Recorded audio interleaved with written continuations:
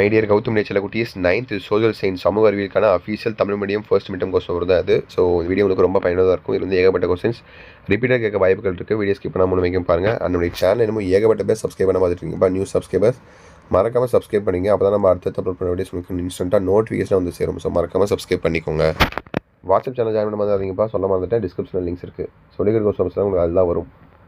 So 1 mark பாருங்கள். Same 10th pattern தான். இப்போ தான் 10th வீடியோ எடிட் பண்ணி முடித்தேன். இப்போ 9th பண்ணிகிட்டு இருக்கேன். ஸோ 1 மார்க் பாருங்கள். 1 மார்க் அப்படியே இருக்குது.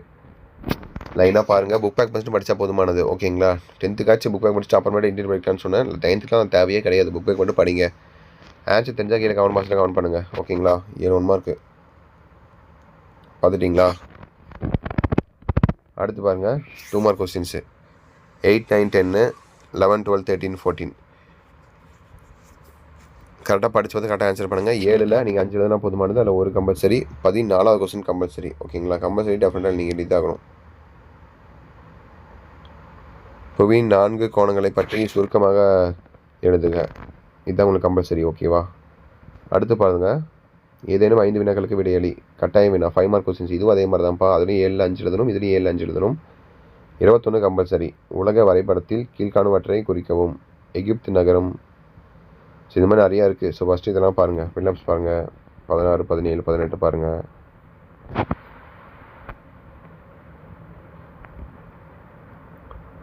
பார்த்துட்டிங்களா? அடுத்து பாருங்கள் 19, 20, 21 லைனாக பாருங்கள். ஆன்சர் தெரிஞ்சால் கீழே கமெண்ட் பாக்ஸில் கமெண்ட் பண்ணுங்கள். சாரி, இதெல்லாம் ஆன்சர் கமெண்ட் பண்ண முடியாது.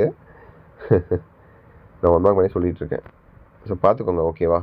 உங்களுக்கு ஒரு ஐடியா கிடைக்கும். எப்படிலாம் படிக்கலாம், எப்படிலாம் எழுதலாம் அப்படின்னு சொல்லி உங்களுக்கு ஐடியா கிடைக்கும். அதுக்கோசம் தான் காட்டிகிட்டு இருக்கேன் இதெல்லாம். ஓகேவா? இது வந்து சில கொஸ்டின்ஸ்லாம் ரிப்பீட்டடாக கேட்க வாய்ப்புகள் இருக்குது. ஏன்னா repeated questions last year question அப்படின்னு தான் கேட்பாங்க. ஸோ ஓகேங்களா? பார்த்துக்கோங்க. ரொம்ப சிம்பிளாக தான் கேட்பாங்க. 2 மார்க் அதே மாதிரி தான், 5 மார்க் அதே மாதிரி தான். கடைசியாக பார்த்தீங்கன்னா உங்களுக்கு மேப் பார்த்தீங்களா? 21 இங்கேயும் கம்பல்சரி மேப் இருக்குது, இங்கேயும் மேப் இருக்குது. நீங்கள் எழுத போகிற பப்ளிக் எக்ஸாம்னு இதே மாதிரி தான் வரும். அடுத்த சைடாக தான் போகிறீங்க 10th அங்கேயும் இதே மாதிரி தான் வரும். சிம்பிளாக தான் வரும். ஓகேவா?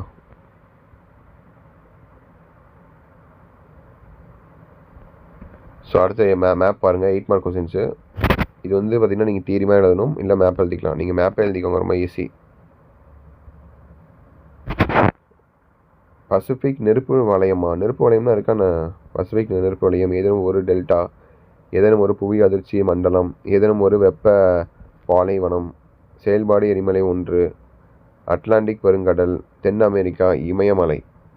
சரி, இவ்வளோ தான்ப்பா. ரொம்ப சிம்பிள் தான். விஷயத்து வெரி ஆல் தி பெஸ்ட்பா. கண்டிப்பாக இந்த வீடியோ உங்களுக்கு ரொம்ப பயனாக இருக்கும்னு நினைக்கிறேன். வீடியோ உங்கள் ஃப்ரெண்ட்ஸ் அண்ட் கிளாஸ் ஷேர் பண்ணிவிடுங்க. சப்ஸ்கிரைப் முக்கியம்ப்பா. மறக்காமல் சப்ஸ்கிரைபே பண்ணிடுங்க. ஓகேங்களா?